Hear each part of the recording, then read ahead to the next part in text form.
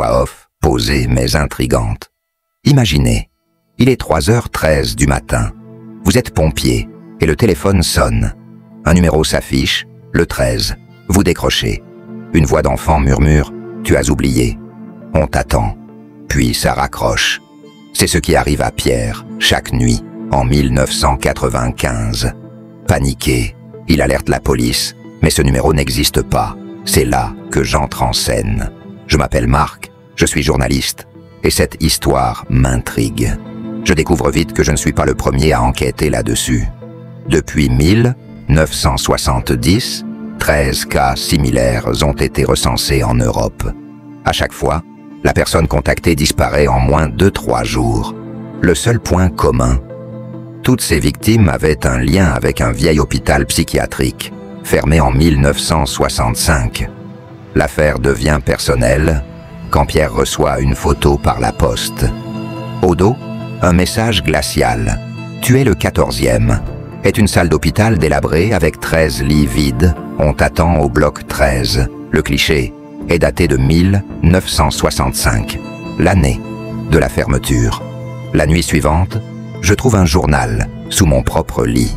C'est mon écriture, mais je n'ai aucun souvenir de l'avoir rédigé. Je me souviens de tout. Le bloc 13 n'est pas un lieu, c'est un cycle. Chaque fois que quelqu'un répond, un autre oublie.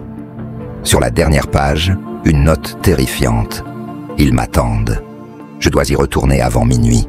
Je me réveille 3 jours plus tard, chez moi, sans aucun souvenir. Mon téléphone affiche 13 appels manqués. Du numéro 13. Un message vocal m'attend. C'est ma propre voix. Tu es le 14e maintenant. Tu as jusqu'à minuit. Avec Pierre, nous nous rendons à l'hôpital abandonné. Les murs sont couverts de dessins d'yeux. Soudain, un vieux téléphone sonne. Le numéro 13. La voix à l'autre bout du fil. Tu es en retard. Le bloc 13 t'attend.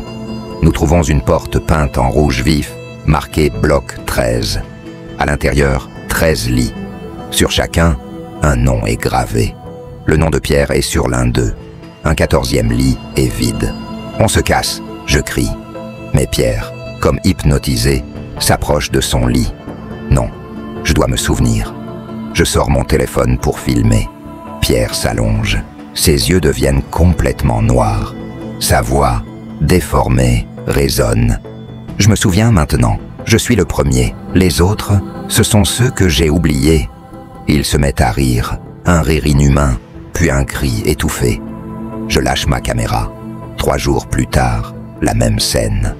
Je me réveille chez moi, 13 appels manqués. Et ce message vocal de ma propre voix. Je comprends que je suis pris dans une boucle. Il est 23h59 quand j'arrive à l'hôpital. La porte du bloc 13 est ouverte. Pierre est là, assis sur le lit numéro 13. Il sourit. Enfin, on t'attendait depuis 1965. Je suis perdu. Mais c'était il y a 50 ans. Sa voix se démultiplie comme un cœur. Pour toi, oui. Pour nous, c'était hier. La pièce s'éclaire. Sur les 13 autres lits sont assises des versions de moi-même, à différents âges de ma vie. Pour nous, c'était hier. La pièce s'éclaire. Le 14e lit est vide. Le téléphone sonne. Allô? Ici le 13. On vous attend. Merci d'avoir écouté cette histoire jusqu'au bout. Si ce genre de mystère vous plaît, n'hésitez pas à